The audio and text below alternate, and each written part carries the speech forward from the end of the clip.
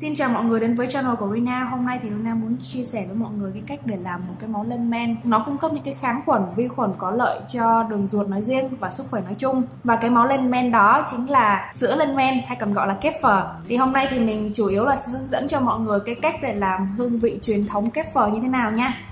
Đầu tiên để làm kefir hay còn gọi là sữa lên men thì Rina muốn giới thiệu sơ về cái loại cốc mà Rina sử dụng. Đây là loại cốc chuyên dùng để làm sữa lên men. Đó là cái cốc Kefir Co, công ty độc quyền của Úc. Thường là để làm kefir thì mọi người thấy ở trên mạng tất cả mọi người đều sử dụng cái rác. Một là bằng inox, hai là bằng nhựa. Nhưng mà thường là dùng bằng nhựa bởi vì con men á, thì thường nó không thích kim loại. Cho nên là mọi người thì thường sử dụng cái loại như thế này để mà lấy con men ra. Nhưng mà khi mà mình có cái loại cốc như thế này thì mình hoàn toàn không cần phải sử dụng những cái rá như thế này nữa. Bây giờ thì Rina sẽ bắt đầu tiến hành nha. Thì đây là cái cup mà Rina thường sử dụng để mà hứng cái sữa lên men. Đối với Rina thì mỗi lần mà làm sữa lên men á, thì có thể làm loại nguyên chất, loại original, loại truyền thống, tức là không cho cái gì vào hết.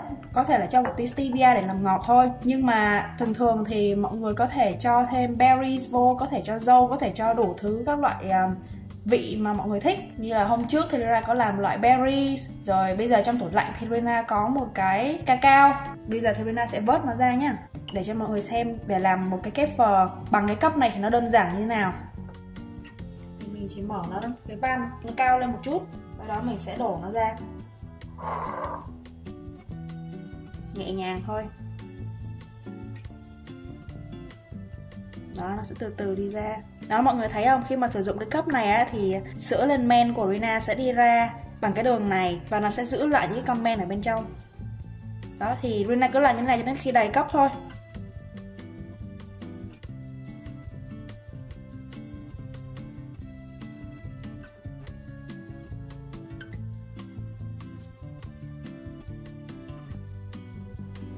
Đó, như vậy là đã đầy cup rồi đó. Rồi khi mọi người thấy mà đầy như thế này á, thì mọi người cứ vớt ra như thế này để sang một bên. Đến cái lúc này á, là nếu mọi người muốn giữ nó như thế này và ăn ngay lập tức luôn cũng được nữa. Còn không thì để vào tủ lạnh ăn sẽ ngon hơn. Nếu mà mọi người muốn có thêm cái vị như là hồi nãy Rina nói á, thì mọi người hãy cho những cái vị đó vào đây bây giờ luôn. Chỉ cần để vào trong tủ lạnh trong vòng 2 đến 3 tiếng là có thể ăn được rồi. Bây giờ thì Rina sẽ đóng nắp cái này lại, rửa cái nắp này đi, sau đó sẽ cho mọi người xem nha. Rất là quan trọng cái chuyện mọi người giữ tất cả mọi thứ xung quanh sạch sẽ. Bởi vì đây là cái món lên men mà mình không thể có những cái vi khuẩn có hại bên ngoài xâm nhập vào được. Đó, như thế này thôi thì Rina cứ để cho vào tủ lạnh.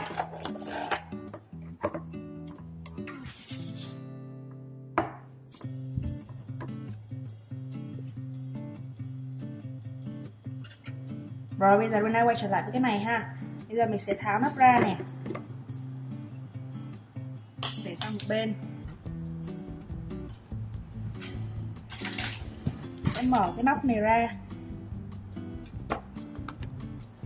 Đó, xong rồi mình vét hết tất cả những cái con men này á cho mọi người xem nè. Đó là những cái con men đó. Đó, đây là những cái con men mà nó nằm sót lại trong cái sữa lên men hồi nãy. Mình cho lại vào đây. Thường thì mọi người nói là phải vớt ra, sau đó rửa bằng nước lại những cái con men đó. Nhưng mà mình lại không thích làm như vậy, bởi vì mình vẫn cứ nghĩ là cũng giống như kombucha thôi, không nên lấy cái con men ra để mà rửa. Bởi vì khi mình rửa thì mình sẽ rửa hết tất cả những cái chất có lợi, cái khuẩn có lợi nằm ở trong con men á. Thế nên là mình cứ để con men ở trong đó, sau đó cứ cho sữa vào thôi, thì nó vẫn làm ra những cái sữa lên men bình thường. Thậm chí là còn làm cho nó dày hơn nữa, tức là nó đặc hơn, như là da u mình ăn bình thường á. Kefir da u á, sữa lên men mà mình làm thành sữa chua á thì nó tốt hơn là mình làm sữa chua bình thường. Bởi vì khi mà mình làm sữa chua bình thường thì mình vẫn phải nấu lên, thì khi mình nấu lên thì những cái chất nó sẽ bị mất đi. Còn với kefir da u thì mình ăn thì cũng giống như da u bình thường thôi, nhưng mà tất cả nó đều làm từ men sống lên hết, không có bị mất cái chất nào cả. Cho nên là mình khuyến khích đừng có rửa cái con men. Bây giờ thì mình sẽ đi rửa cái nắp này đi nhá. Còn lại thì mình chỉ cần lau cái vành xung quanh của cái cup này thôi là xong.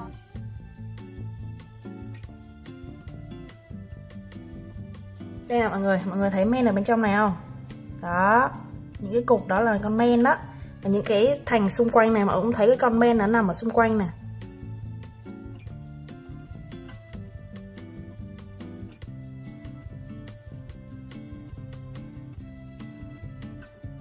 Ok, bây giờ mình cho sữa vào nha. Sữa mà Rina dùng là thường là sữa organic nha.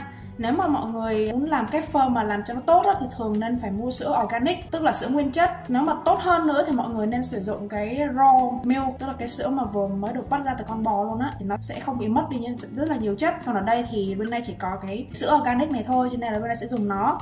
Thì thường mà khi mà Rina có thể vào cái chợ như là chợ South Melbourne, nếu mọi người chưa xem cái vlog đó của Rina thì Rina để ở trên phía bên phải màn hình nha. Ở cái chợ đó thì Rina sẽ tìm được cái loại gọi là raw milk, tức là cái sữa mà được vắt ra từ con bò luôn á, thì nó sẽ có rất là nhiều dinh dưỡng cho cái phở luôn. Thì bây giờ thì Rina sẽ cho sữa vào nha.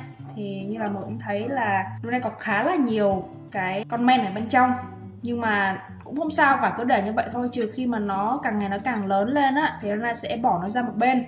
Còn bây giờ thì Rina dùng nó như thế này bởi vì nó sẽ làm cho cái kép phở được lên men nhanh hơn.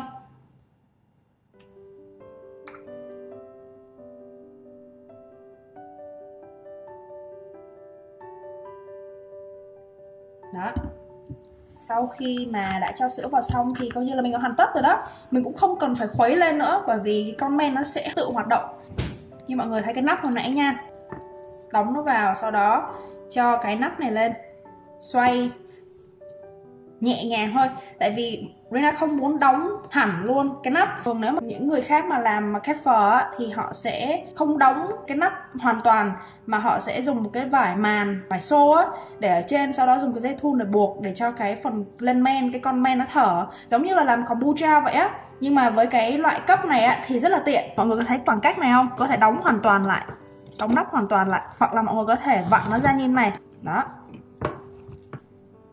để hở ra như thế này thì cái kép phở đã được che ở phần bên trên thì bụi nó không thể vào được, mà nó lại có thể thở luôn. Cho nên là mình thấy là khi mà mình mua cái cốc như thế này thì nó rất là tiện.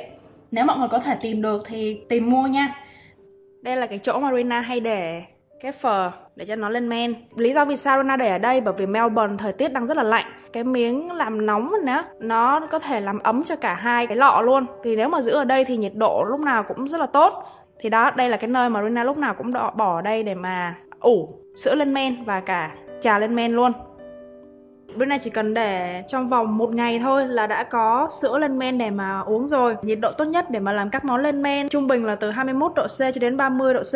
Còn nếu mà mọi người ở nơi nào đó lạnh hơn á, mà lại không có chăn làm ấm á, thì cứ để lâu hơn một chút, nhưng mà không bao giờ để quá 48 tiếng. Nói chung là trong cái thời gian từ 24 tiếng đến 48 tiếng thì mọi người cứ mở nắp ra và ngửi xem. Nếu mà nó có cái độ chua, cái mùi chua cần thiết thì cái kép phở của mọi người đã sẵn sàng để sử dụng. Còn nếu mà chưa có chua thì mọi người để lâu hơn một chút, như vậy thôi là được rồi. Như vậy là Rina vừa mới chia sẻ cho mọi người cách làm cái món sữa lên men tại nhà cực kỳ dễ dàng. Nếu mọi người muốn biết cách làm những cái món lên men khác thì mọi người hãy mở cái thư mục các món lên men trong channel của Rina nha. Rina sẽ gắn nó ở phần cuối video này. Rina cảm ơn tất cả mọi người đã đăng ký theo dõi channel của Rina cho đến ngày hôm nay. Nếu mà mọi người chưa đăng ký thì hãy đăng ký cho Rina nha, để cho Rina có thêm động lực để ra những cái video có ích tiếp theo. Bây giờ thì hẹn gặp lại mọi người trong những video sắp tới nha.